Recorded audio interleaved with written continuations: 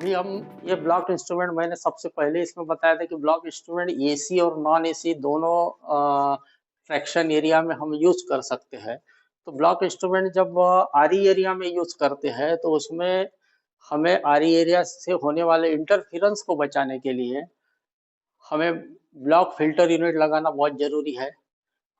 उसके बाद block bell unit लगाना जरूरी है। उसके बाद आइसोलेशन ट्रांसफार्मर लगाना जरूरी है और लाइन वायर की हमें आवश्यकता है। इसका कंस्ट्रक्शन कुछ इस तरह का होता है कि लाइन वायर हमको 4 नंबर चाहिए, जबकि हम अर्थ रिटर्न सर्किट यूज कर रहे हैं, तो अर्थ रिटर्न सर्किट से तो एक वायर हम अचीव कर रहे हैं। तो ये जो वी एफ ट्रांसफार्मर है, इसके सेंटर टैपिंग से हम एक टॉप नीडल के लिए यूज करते हैं, दूसरी बॉटम नीडल के लिए यूज करते हैं। अब 4 वायर क्यों लग रहे हैं? 4 में से 2 वायर हमको कम्युनिकेशन लाइन के मतलब ब्लॉक टेलीफोन के लिए लग रहे हैं और 2 वायर हमको बेल यूनिट के लिए बेल बिट के लिए लग रहे हैं। आगे ये आइसोलेशन ट्रांसफार्मर है। आइसोलेशन ट्रांसफार्मर के सेंटर टैपिंग से हम टॉप इंडिकेटर और बॉटम इंडिकेटर का कनेक्शन उठाते हैं। उसके बाद ये फिल्टर यूनिट है। ये फिल्टर यूनिट सिर्फ हमारे इंस्ट्रूमेंट को बाहर से आने वाले ट्रैक्शन रिटर्न करंट से बचाने के लिए इस फिल्टर यूनिट को हम लगाते हैं। हाँ, आगे ये फिल्टर यूनिट का इंटरनल डायग्राम है। इस फिल्टर यूनिट में ये S1 और S2 ये प्रोटेक्टिव चोक है। प्रोटेक्टिव चोक है इनके और ये दोनों चोक आपके इंस्ट्रूमेंट को ट्रैक्शन रिटर्न से बचाते हैं। आगे ये TWBB यूनिट है, मतलब बेल यूनिट है। बेल इससे बेल से कनेक्टेड होता है।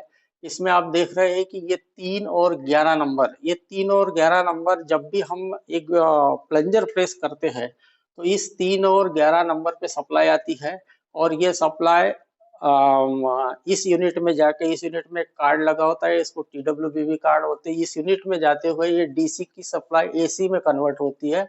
ये AC 150 साइकिल्स पर सेकंड होता है, जो टेलीकॉम लाइन पे जाके अगले स्टेशन पे जाता है।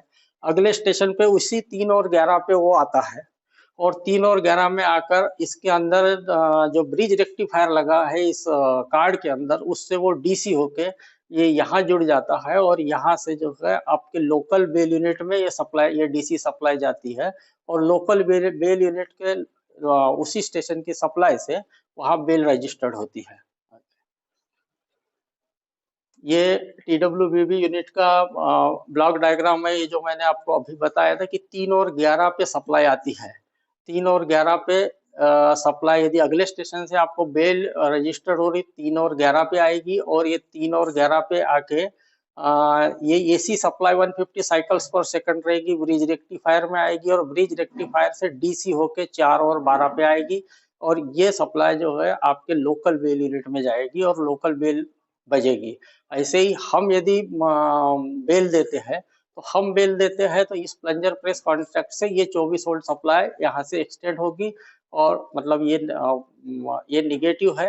ये प्लंजर प्रेस कॉन्टैक्ट से निगेटिव एक्सटेंड हुआ है, ये पॉजिटिव एक्सटेंड हुआ है और ये इस सर्किट से 150 साइकिल्स पर सेकंड होके आगे 3 और 11 पे जाएगा। आगे अभी ये डबल लाइन ब्लॉक इंस्ट्रूमेंट का 25 kV RE एरिया का पूर्ण कंप्लीट डायग्राम है और यह डायग्राम जो मैंने अभी तक बताया, ये कैसे कनेक्शन करना इस डायग्राम में डिटेल तरीके से दिया गया है। अभी बेल कोड जो है स्टेशन मास्टर के, ये स्टेशन मास्टर के लिए बहुत महत्वपूर्ण चीज है कि यदि टेलीफोन को उसको अटेंड टेलीफोन ये बताना है अगले स्टेशन को, तो सिर्फ एक 1 बीट से वो अटेंड टेलीफोन का मैसेज देगा। उसके बाद डबल बीट 2 बीट देता है तो अगला स्टेशन मास्टर समझ जाएगा कि मुझे लाइन क्लियर चाहिए या लाइन क्लियर की इंक्वायरी मांग रहे हैं। 3 बीट बोले तो train entering in block section, जब भी एडवांस से गाड़ी जाएगी तो 3 बीट देंगे। मतलब ये बताने का, ये 3 बीट का मतलब है कि गाड़ी ब्लॉक सेक्शन में एंटर की है। Train out of block section यदि 4 बीट देता है तो ट्रेन ब्लॉक सेक्शन से बाहर निकल गई, ये उसका मतलब है